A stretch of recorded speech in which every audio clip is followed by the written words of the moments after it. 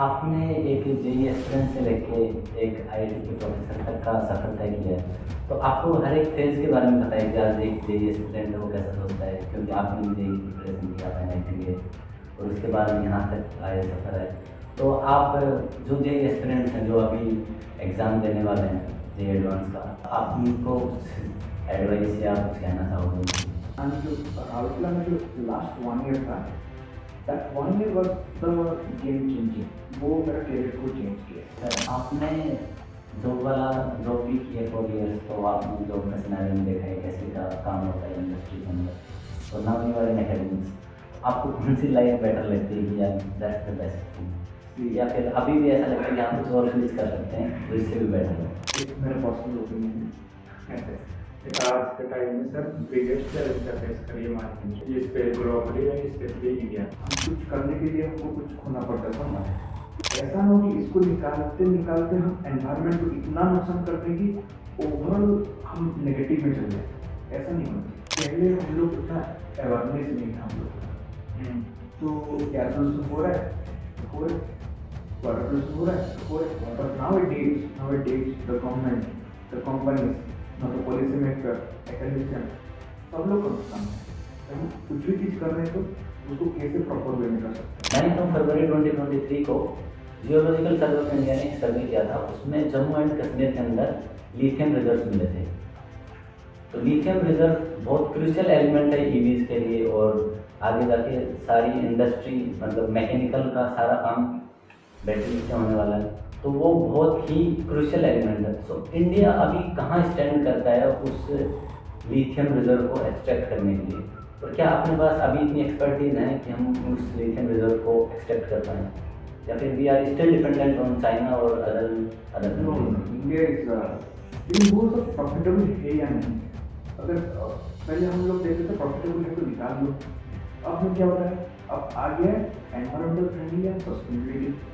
अब जो रिसोर्स या रिसर्च जो है, अगर वो प्रॉफिटेबल है कर सके, लेकिन environmental friendly, safety and sustainable है कि नहीं, तो सब सर्वे होने के बाद we have to proceed. And mining operation के एनवायरमेंटल इफेक्ट्स को मिनिमाइज करने के लिए क्या टेक्नोलॉजी ने इनोवेटिव किया? जैसे कि कोई भी नई टेक्नोलॉजी है उसमें अडोप्टेशन होता है, तो उसका प्रोसेस आपके थ्रू होके आपका रोल उसमें कितना होता है एज ए प्रोफेसर, क्योंकि you are the professor at the IIT BHU, so there are few departments of mining in all IIT, so what are the involvement of yours that is involving currently projects? It can develop after 10 years, 20 years, and you are saying that yeah, that's my contribution.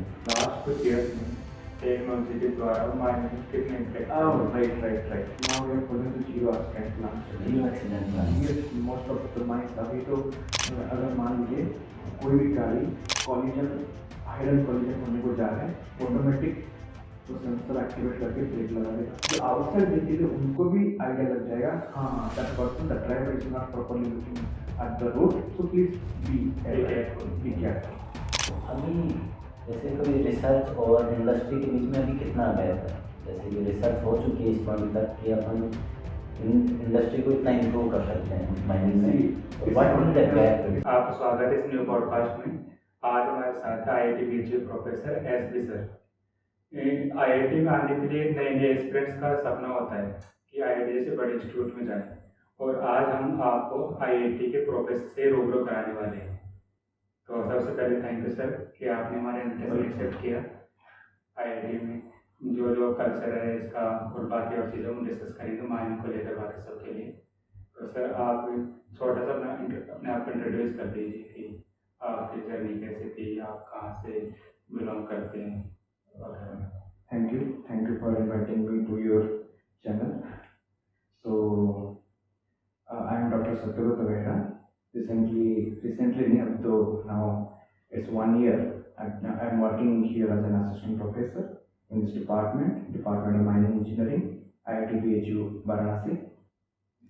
So मेरा जो BTech, I have done BTech and MTech in Mining Engineering under ITT program, Integrated Quality Program from NIT Rourkela, National Institute of Technology Rourkela in the year 2016. Then I joined IIT Kharagpur for PhD, and I defended my PhD in 2021. And during my PhD time, I got the opportunity to work in SAIL, Steel Authority of India Limited. It's one of the largest steelmaking PSU in India. So there I worked for 4 years, around 4 years, before joining here as an assistant professor. So this is my background and journey till now. So Thank you so very much. Sir आपने एक JEE aspirant से लेके एक IIT के professor तक का सफर तय किया है, तो आपको हर एक फेज के बारे में पता है कि आज एक जेई एस्पिरेंट वो कैसा सोचता है, क्योंकि आपने भी जेई की प्रिपरेशन की, आप एनआईटी गए और उसके बाद यहाँ तक आए, सफर है। तो आप जो जेई एस्पिरेंट्स हैं जो अभी एग्ज़ाम देने वाले हैं जेई एडवांस का, आप उनको कुछ एडवाइस या कुछ कहना चाहोगे उनके लिए? यस, निखिल जर्नी तो बहुत लॉन्ग है। तो इनिशियली सबका जर्नी स्टार्ट होता है during there, I think from 11-12, और कुछ लोगों का before that also.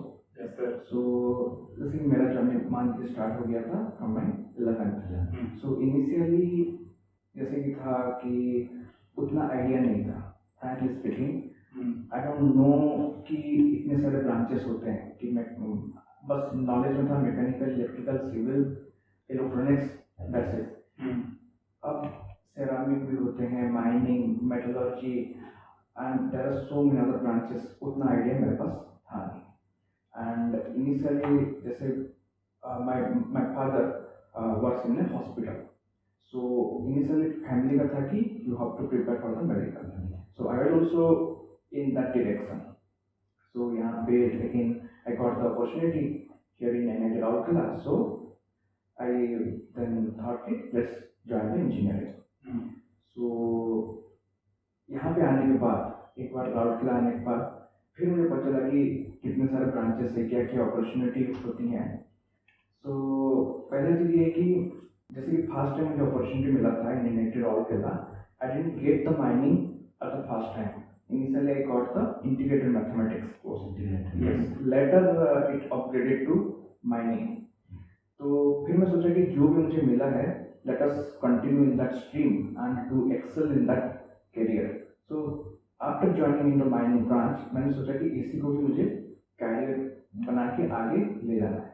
Then I work hard for 5 years, so 4 years in BTech and extra 1 year for the MTech। and जैसे कि सब लोगों का होता है फॉर गोइंग टू IIT और NIT, so for getting one good package, good salary. Yes sir. So ये सबका एम होता है। And selection of mining branch is also कोई बाय चॉइस नहीं करते हैं मोस्ट ऑफ देम, सबका चॉइस रहता है मैकेनिकल, इलेक्ट्रिकल, सिविल। तो ये चॉइस में आ जाता है मोस्ट ऑफ देम। बहुत रेयरली होंगे कि जो माइनिंग को चॉइस दे रहे होंगे। मेरे एक दोस्त थे जो माइनिंग को पहला ऑप्शन दिए थे, बट मोस्ट ऑफ देम सब आ जाता है बाय चॉइस। लेकिन जो भी ब्रांच मिल रहा है, अगर वो ब्रांच में अगर हम प्रॉपरली हम तैयार करके जाते हैं, आगे काम करते हैं, then definitely you will get the success. तो ऐसा हुआ, मेरा फर्स्ट ईयर में ब्रांच चेंज हो गया to mining. Then I got the information from the seniors, so it's a very nice branch. Working course structure is good, and definitely will get good package in government company, that is in government collated company or any other company will get a good opportunity। So जब 4 साल बीतता गया, जो during our time 2015-16 वहाँ पे थोड़ा सा placement का सिनेरियो थोड़ा सा डाउन हुआ था। सो कोर कंपनीज नहीं आ रहे थे। तो अभी ऑप्शन था whether you have to switch to non-core branches or you have to stick to your core branch।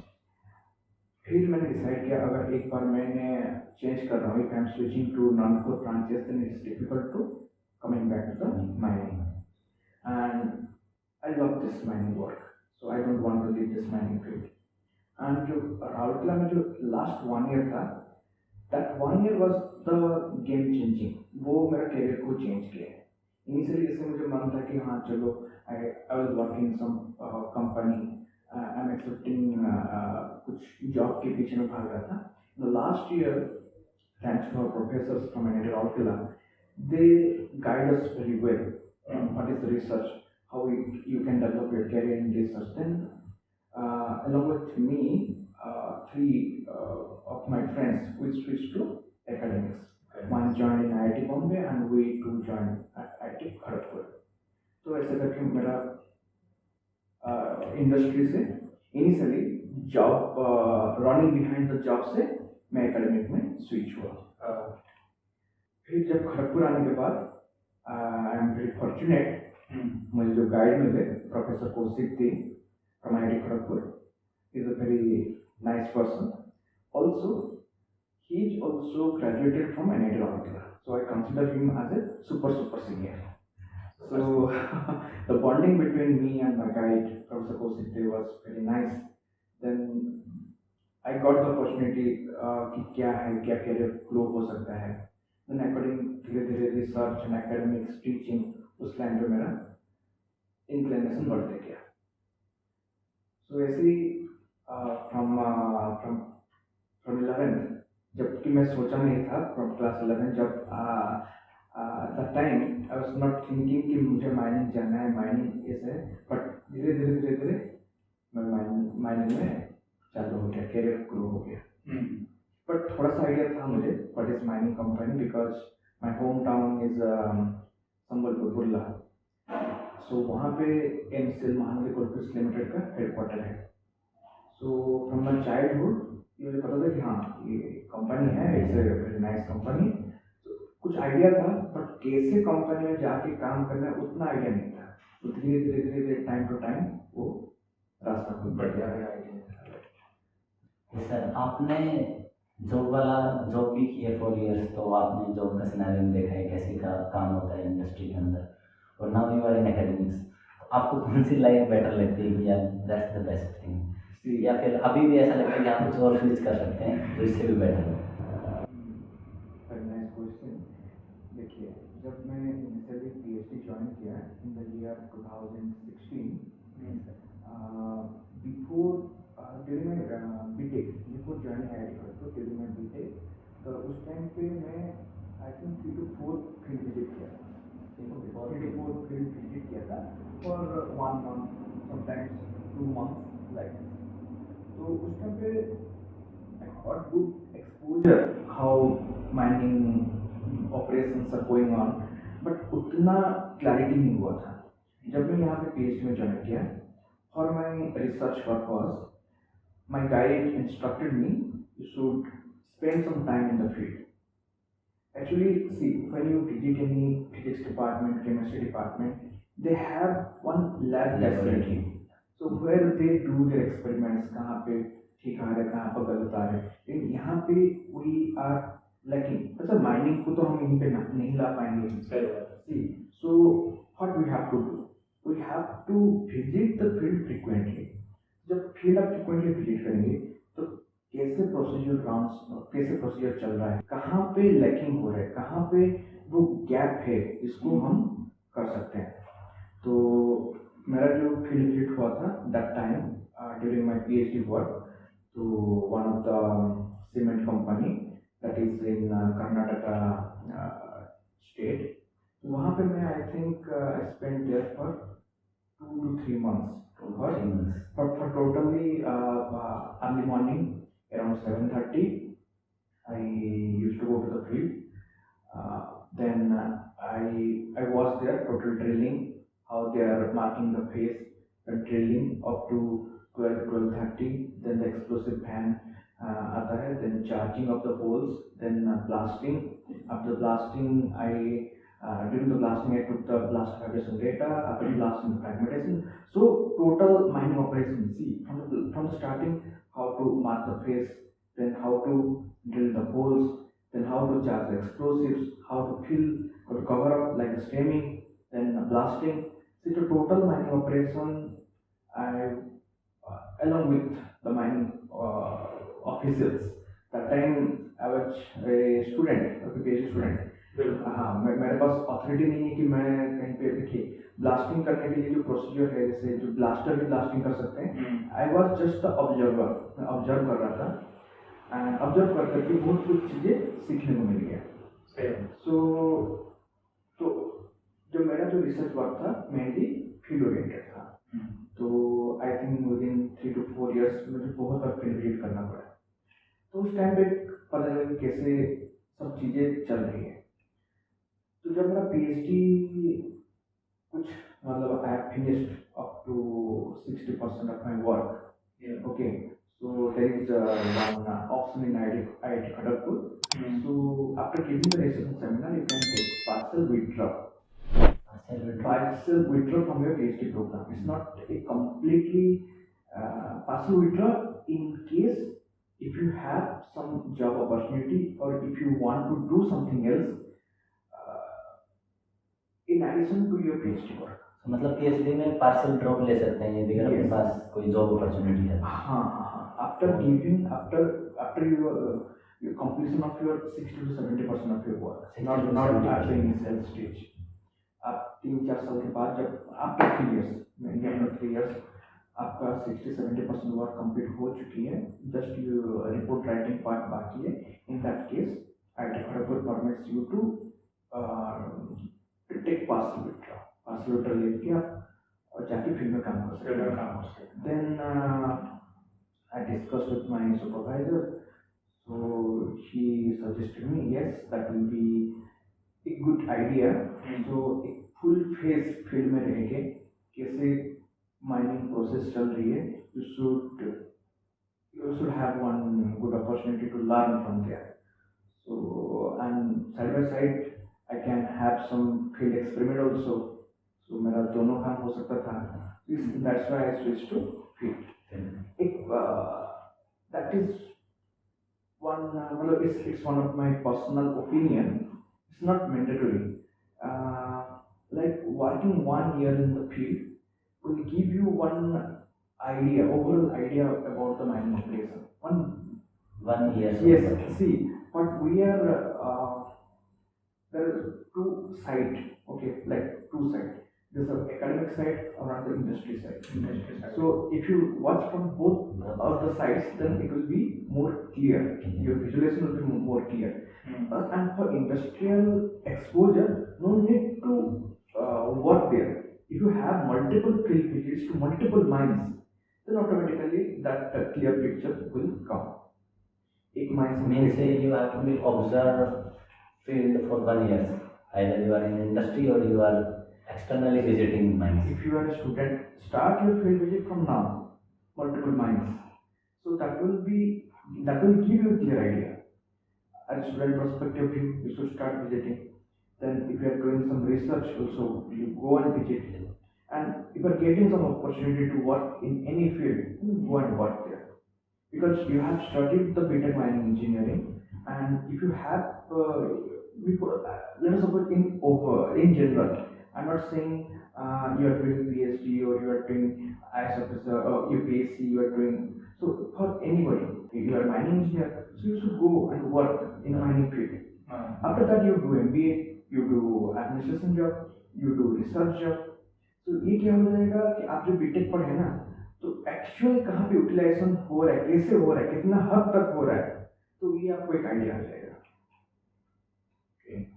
वो एक मेरा पर्सनल ओपिनियन है। आज के टाइम में सर बिगेस्ट चैलेंज क्या फेस करिए माइनिंग इंडस्ट्री, इस पे ग्लोबली या स्पेशली इंडिया? चैलेंज नाउ ए डेज जो चैलेंज है that is environmental friendly and sustainable way. Environment friendly and And sustainable. sustainably how you have to carry out your operation. See, when we are doing mining, we are fighting against the nature. See, for extraction of some valuable things, we are partially destroying the nature. Initially, we have to destroy the nature. That is, I will give you one basic idea of the mining. Okay, so let us suppose हम लोग क्या कर रहे हैं? We are extracting in general in the mining. We say mining is the extraction of valuable minerals, ores from the earth. ठीक है, तो जमीन के नीचे 100-200 फीट या 500 फीट नीचे कुछ वैल्यूबल्स और है जिसको हम निकालना चाहते हैं, तब अब इसके नीचे भी कुछ हो सकता है, we are here we are sitting, हमारे नीचे भी कुछ हो सकता है, बट हम लोग उसको नहीं निकाल रहे हैं। क्यों नहीं निकाल रहे? Because that is not profitable. मान लीजिए आपके जेब में 1 रुपया का कॉइन है, आप जा रहे हैं रास्ते पे, वो गिर गया, ओके, वो ड्रेन के अंदर चला गया वो कॉइन, तो उसको वो 1 रुपये का कॉइन को निकालने के लिए आपको वो स्लैब को उठाना पड़ेगा। आप क्या बोलेंगे?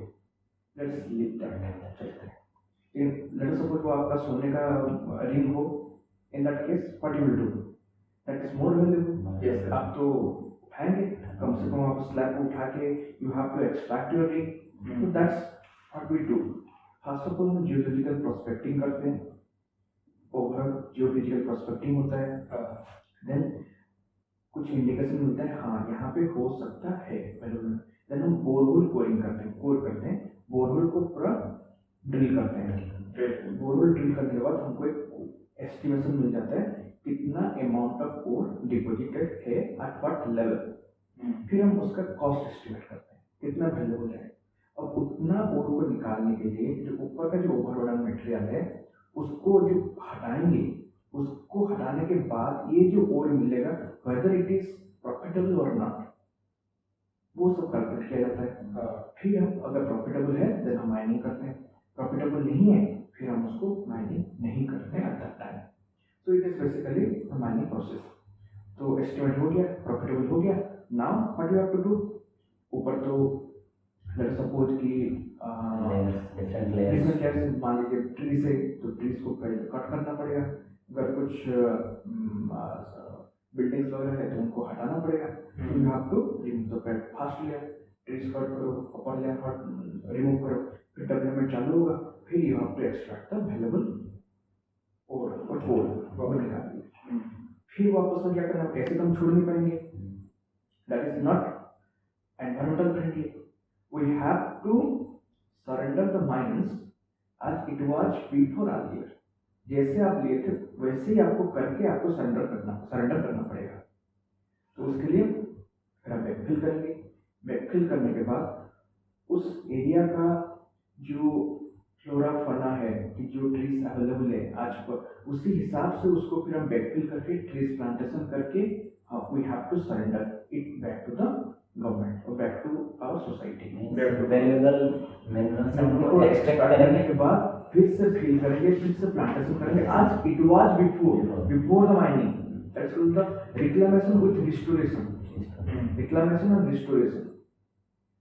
ठीक है, अगर बाय चांस हम उसी लेवल पे नहीं ला पा रहे हैं तो हम डिफरेंट मीन्स है, हम नहीं तो उसमें कुछ डिपेंड अपॉन द सिनेरियो कि वहाँ पे लेट्स सपोज पहले जंगल था but now the demand is यहाँ पे पार्क बना दो, और कि पार्क बनाएंगे हम लोग सो दैट कि ये ह्यूमन फ्रेंडली हो जाएगा।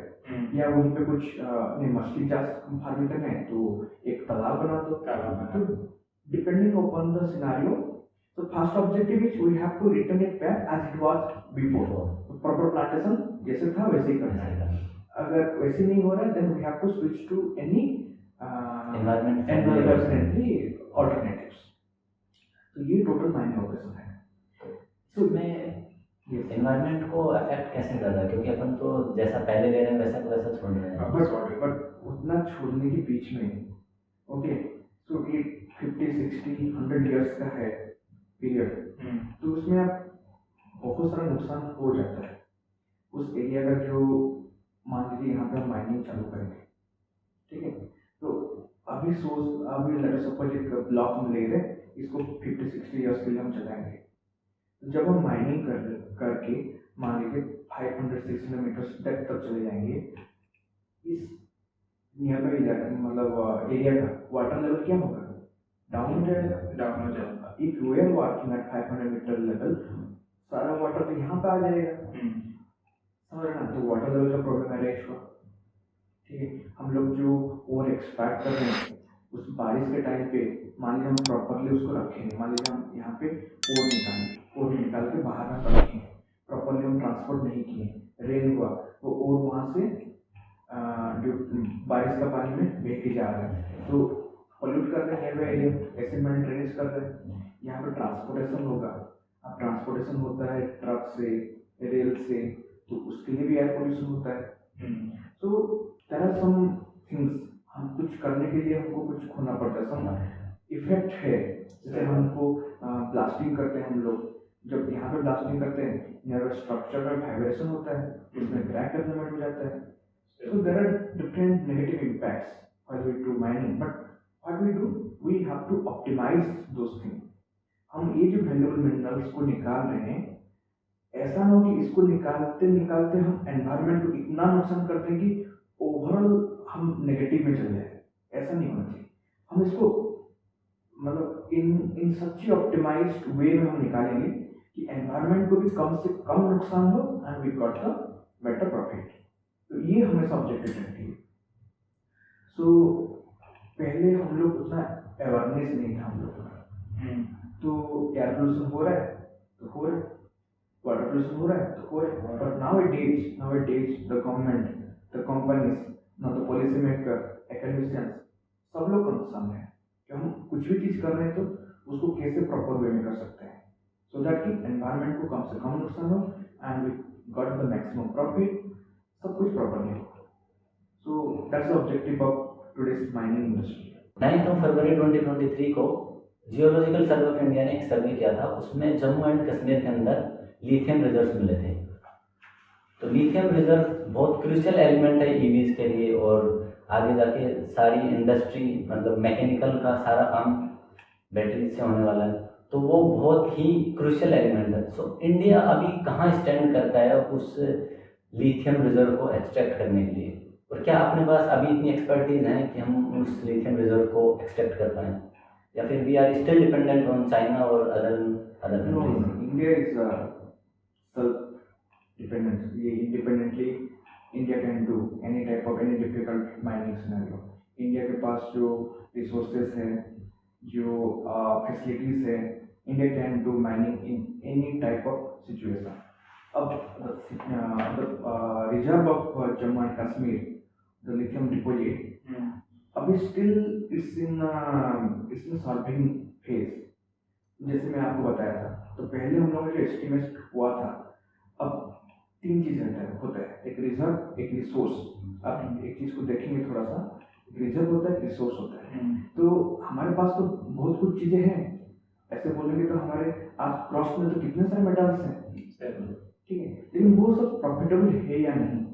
अगर पहले हम लोग देखते थे प्रॉफिटेबल है तो निकाल लो, अब में क्या होता है, अब आ गया एनवायरमेंटल फ्रेंडली एंड सस्टेनेबिलिटी। अब जो रिसोर्स या रिजर्व जो है, अगर वो प्रॉफिटेबल है दैट्स ओके, लेकिन एनवायरमेंटल फ्रेंडली, सेफ्टी अगर सस्टेनेबल है कि नहीं, वो सब सर्वे होने के बाद we have to proceed. And the deposit in Jammu and Kashmir, we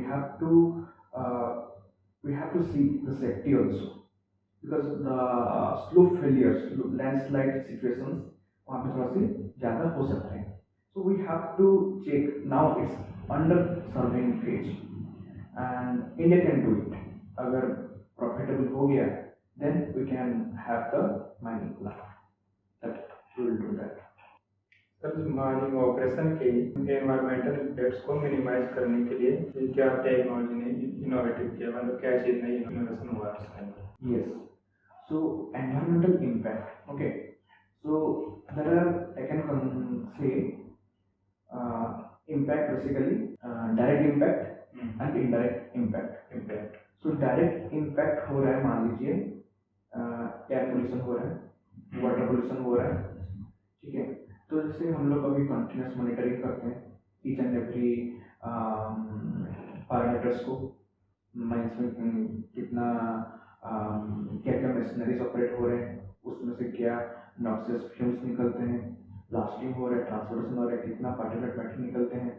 so now we do the continuous monitoring not only inside the mines but also the surrounding environment. समझ रहे? I am working in the mines, okay, I am expose to the negative impacts of the mining, but someone who is not working in the mines but still he is living near to our mines, he is also passively affected due to our mining activities. तो वो सब चीज़ों को हमको हमको देखना पड़ता है। तो हम टाइम टू टाइम मॉनिटर होता है as per the standards whether it is with in the limit और नॉट। सारे माइनिंग कंपनी उसको फॉलो करते हैं as well as the policy maker and the academics. And और इम्पैक्ट ऑफ माइनिंग हम बोल सकते हैं, जैसे कि पहला चीज़ बताया था, तो ये हो गया, पहला हो गया कि माइनिंग ऑपरेशन के टाइम पे तो हम लोग कुछ प्रिकॉशंस लिए हैं, कैसे मॉनिटर करते हैं, एंड मॉनिटर करने के बाद अगर कुछ चीज़ें लिमिट से बाहर जाते हैं then we took the precautionary measures. And one of the main thing जो कि होता है pollution during the transportation mainly, क्योंकि मान लीजिए जो ट्रांसपोर्टेशन जो होता है उसी टाइम पे भी बहुत सारे पोल्यूशन होते हैं, तो उसको कंट्रोल करने के लिए now mainly all the companies are focusing railway transportation. Truck transportation से पोल्यूशन ज़्यादा हो जाता है, इसलिए all the companies are now preferring railway transportation. Plus when our A and B, A is the production unit जैसे mining हो रहा है, एंड बी है जहाँ पे हम लोग सामान को पहुंचा रहे हैं। जैसे हम यहाँ पे कोयला निकाल रहे हैं या यहाँ पे हम आयरन और निकाल रहे हैं, हम यहाँ पे प्लांट को पहुंचा रहे हैं। अगर मेरा ए एंड बी दोनों फिक्स हैं, इन that case many mining companies and the industry जो कंज्यूमर इंडस्ट्री वो क्या कर रहे हैं, अभी स्लरी पाइपलाइन सिस्टम कर रहे हैं या बेल्ट कन्वेयर सिस्टम करते रहे। So slurry pipeline system is one of the very nice initiative। उस pipeline system में now we are transporting materials 400-500 kilometers directly, just like the water supply. Just like water supply line, Yes, we can just like transport water. oil. Yes, just like water supply lines. Now from Odisha, from Keonjhar district, companies like the steel companies in Vizag, like the Vizag steel plant and some other companies, now taking the iron ore directly, okay, by the slurry pipelines. Some projects are in the initiative stage, and I think कुछ चालू हो चुके हैं। वो कैसे होता है, मान लीजिए यहाँ पे हम लोग का आयरन ore है, हम यहाँ पे वाटर रखें, वाटर प्लस द पार्टिकल्स, मान लीजिए बालू ऐसा है कुछ मिक्स हो गया, उसको स्लरी ऐसे बना दिया। Now slurry can be pump में उसको हम ट्रांसपोर्ट कर दिए, तो easily it can be transported 400-500 kilometres without any environmental damage.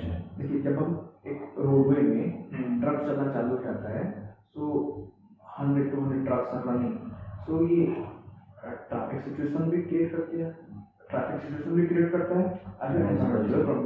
Noise pollution, dust pollution, lot of things are there.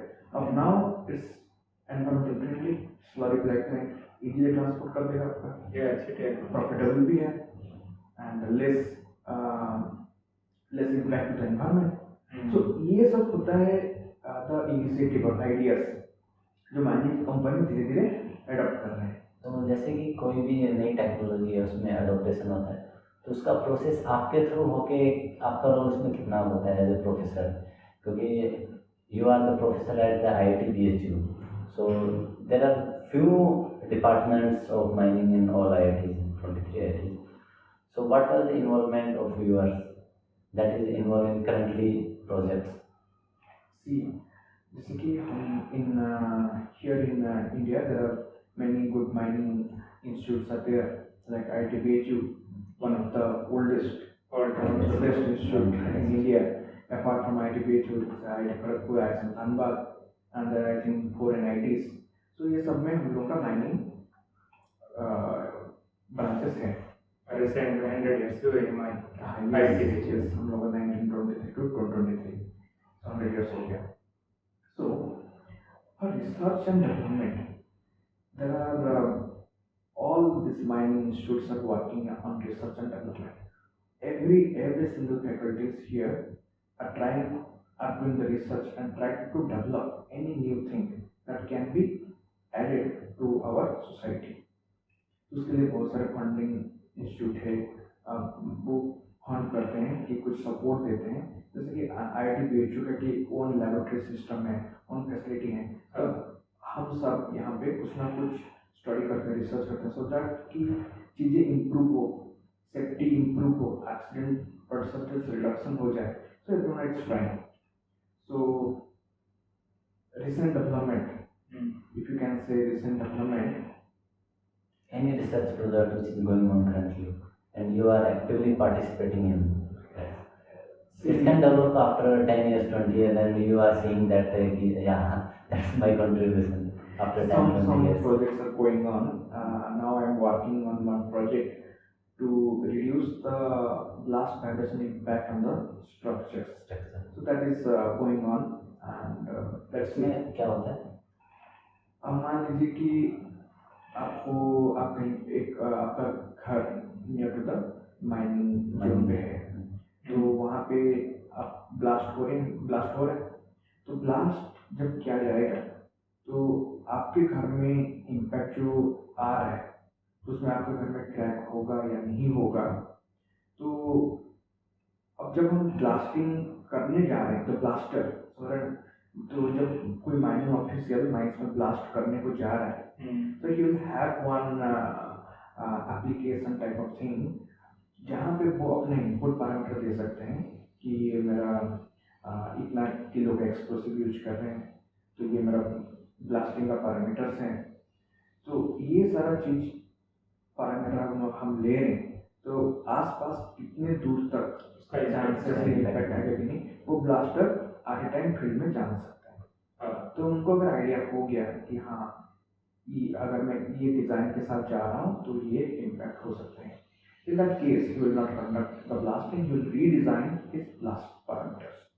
तो ये प्रोजेक्ट चल रही है, let's see क्या आउटपुट आ रहा है। लास्ट कुछ ईयर्स में टेक्नोलॉजी के द्वारा माइनिंग कितने इम्पैक्ट राइट कितने अलग अलग टेक्नोलॉजी आई है। अब last in I can say 10 to 15 to 20 years में technology has completely changed the mining perspective। आप बोल सकते हैं completely पूरा चेंज हुआ है माइनिंग का जो nowadays accident scenario is zero, so nowadays the technology has completely changed the mining scenario। अब you can say कि accident rate is completely zero, now we are following the zero accident plan strategy। Zero accident plan। yes, most of the mines अभी तो nearly zero है, by chance कभी कुछ हो जाए। सो इससे मैं एग्जांपल दे रहा हूँ, मान लीजिए like you are driving your car, like mines में हम ट्रांसपोर्ट करने के लिए डंपर यूज करते हैं, डंप ट्रक। अभी डंप ट्रक में क्या क्या आ रहा है फैसिलिटीज, तो पहला फैसिलिटी ये है कि अभी हम लोग दिए हैं, अभी प्रोक्सिमिटी सेंसर लगाया गया है डंपर का आगे भी पीछे भी। अगर मान लीजिए कोई भी गाड़ी कॉलिजन हेड एंड कॉलिजन होने को जा रहा है, ऑटोमेटिक वो सेंसर एक्टिवेट करके ब्रेक लगा देगा। सेफ्टी फीचर्स, बाई चांस अगर किसी बाई चांस कोई ड्राइवर का कुछ मिस्टेक हो रहा है एंड हेड ऑन कॉलिजन होने को जा रहा है, due to the proximity sensor system it will give siren, also it will brake automatically. It's one of the safety features. Okay, also now dumper के केबिन में ओके एक eye sensor fit किया गया, whether the operator is properly watching to the land और not. अगर वो properly लेन को watch नहीं कर रहे हैं, then what will happen, it will keep alarm to the operator, please pay attention on the road like this. Simultaneously one additional light on the top of the dumper will glow, so that क्या होगा, मान लीजिए you are the shift incharge, you are coming by your shift vehicle, तो आपको लग रहा है कि वो डंपर में कुछ सायरन ऊपर चल लग रहा है, that's automatic siren, that will give you the indication that that driver, the dumper of the driver is not watching to the land properly. So it's both ways safety communication. That will give indication to the operator, please pay attention, you are not looking at the road. Plus जो outside vehicle है उनको भी idea लग जाएगा, हाँ that person the driver is not properly looking at the road, so please be careful. One of the safety features ऐसे बहुत कुछ हम लोग अभी like the fleet management system, one of the additional safety features, the multiple dumpers are running in the mines. So at a single screen, okay, you will observe where is that vehicle, everything will be there, उसका performance कहाँ पे stop हुआ, कहाँ पे, like the GPS location, in the fleet management system that will capture each and every dumper, let us suppose 5 or 6 dumpers are operating in the mines, तो इन्हें GPS कौन सा डंपर डंपर नंबर 1 कहाँ पे है, डंपर नंबर 2 कहाँ पे Parameter है, होगा। उसका पैरामीटर होगा जीपीएस में, अपने आप सब कुछ देख पाएंगे।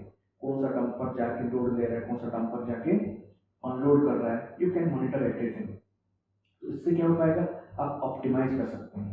ऐसा नहीं कि एक डंपर वहाँ पे लोड ले रहे हैं, दूसरा डंपर जाके वहीं पे स्टैंड पे में खड़ा है, नहीं, you are the incharge, you are watching कि हाँ ये डंपर का it will take more than 10 minutes for loading to that dumper. तो आप क्या कर सकते हैं, आप उसको डाइवर्ट कर सकते हैं, because in one screen you are watching everything, आप उसको डाइवर्ट कर सकते हैं। इन दैट वे आपका प्रोडक्टिविटी को इम्प्रूव कर सकते हैं, प्लस एक्सीडेंट को रिड्यूस कर सकते हैं। मल्टीपल डंपर कहीं पे जा रहे हैं, कहीं पे जंक्शन में कुछ हो रही है, की तो इंडिकेशन यस कि यहाँ पे ये हो रहा है, कि कुछ भी indication, fleet management system is one of the good thing nowadays, many mining companies are adopting that. So likewise there are a lot of things are going on, plus जैसे कि मान लीजिए अभी ड्राइवरलेस ऑपरेशंस हो रहे हैं। For example the चल रहा है ये ड्राइवरलेस ऑपरेशन। यस डंपर में अभी तक इंडिया में डंपर में उतना हुआ नहीं है, लेकिन जैसे कि जो ट्रक माउंटेड होता है, एक टायर माउंटेड होता है, एक ट्रक माउंटेड व्हीकल होता है। ट्रक माउंटेड में क्या होता है ना, वो थोड़ा सा ज़्यादा वाइब्रेट करता है। So while marching of the truck mounted thing, जैसे मान लीजिए कोई ड्रिल मशीन है, drill machine job is to drill hole, it's not to march from one point to another point. ये मान लीजिए आपका ड्रिल मशीन, लेकिन marching of a drill machine is very risky. कभी आपको थोड़ा सा नैरो एरिया में जाना है, कभी, and also it will give more vibration to a person. एक ड्रिल मशीन आप मार्च करके ले रहे हैं, that to a chain track mounted है, it will give more jerk. So अभी क्या हो रहा है, अब फॉर मार्चिंग पर्पस के लिए आप उसको joystick like in the remote you can control left right, it will slowly March and you can easily March that thing. It's very good initiative. Yes sir. Also the dozer is one of the most important vehicle in the mining operation. जब कुछ भी चीज़ हम dosing करने को जा रहे हैं, जैसे कि हम एज में डोजिंग करने को जा रहे हैं, कुछ मेटल हम एज में डोजिंग करने जा रहे हैं, अब ये जो फेस है, स्लोप है, अब इसका स्टेबिलिटी कितना है क्या नहीं, कभी भी फेलियर हो सकता है। उस चीज़ों में अब ऑपरेटर डोजर को ना भेज के ऑपरेटर साइड में रह के ही कैन ऑपरेट इट रिमोटली, वैसे डोजिंग हो रहा है आजकल। So in this way we are reducing the accidents, plus most advance feature like the camera, AI based camera, आजकल माइंस में हर जगह हम कैमरा लगा रहे हैं। प्लस हमारे पास क्या आ गया अभी, ड्रोन सिस्टम, हम DGPS सर्वे कर ले रहे हैं आजकल। अच्छा। प्लस मान लीजिए कोई फेस है जिसको आप देख नहीं पा रहे हैं, हम ड्रोन भेज के पहले फेस को स्कैन कर दे रहे हैं, कैसे क्या करना है, सेफ्टी है या नहीं है, accordingly we have improved safety in the mines. ये कुछ चीज़ें एडवांस, मतलब पूरा टेक्नोलॉजी अभी 10 साल में माइनिंग का एनवायरनमेंट को बहुत ही चेंज कर चुका है। अभी न्यू टेक्नोलॉजी में सर, और यस अभी जैसे कोई रिसर्च और इंडस्ट्री के बीच में अभी कितना गैप है, जैसे कि रिसर्च हो चुकी है इस पॉइंट तक कि अब हम इंडस्ट्री को इतना इम्प्रूव कर सकते हैं माइनिंग में, और what is the gap? It's a continuous process. ये हम लोग का जैसे कि जैसे मैं एग्जांपल दे रहा हूँ, पहले हम एक से दूसरी जगह तक पैदल चल के जा रहे थे, फिर भी हम लोग का काम हो रहा था। अब लाके नीचे साइकिल चलाते हैं, फिर भी काम चल रहा था, फिर हम बाइक चलाए, फिर भी काम चल रहा। तो इट्स अ कंटिन्यूस प्रोसेस। तो हम लोग चाहते हैं और बेटरली हो, कुछ इम्प्रूवमेंट आ जाए डे बाय डे हम लोग। सो देखिए हम लोग का रिक्वायरमेंट भी बढ़ रहा है। पहले हम लोगों का एनर्जी डिमांड कितना जो भी था, अब एनर्जी डिमांड कितना बढ़ गया है। जब एनर्जी डिमांड बढ़ेगा तो कोयला का डिमांड बढ़ेगा, तो ऑटोमेटिकली अगर हम उसको इंक्रीज करना है तो हमको न्यू टेक्नोलॉजी लाना पड़ेगा। तो इट्स अ कंटिन्यूस प्रोसेस। तो जैसे जैसे कुछ डिमांड बढ़ रहा है तो डिमांड बढ़ेगा, इंडस्ट्री को लगा कि चलो अब तो कुछ करना पड़ेगा, तो उस चीज़ करने के लिए कुछ रिसर्च करना पड़ेगा, कुछ चीज़ करने के लिए कुछ तो रिसर्च करना पड़ेगा ना। अब पहले आप साइकिल का जब हुआ, जब डिमांड आया, कुछ रिक्वायरमेंट आया, देन रिसर्च हुआ, डेवलप हो गया। इट्स अ कंटिन्यूस प्रोसेस, और भी चलेगा, and will do better research. Great sir.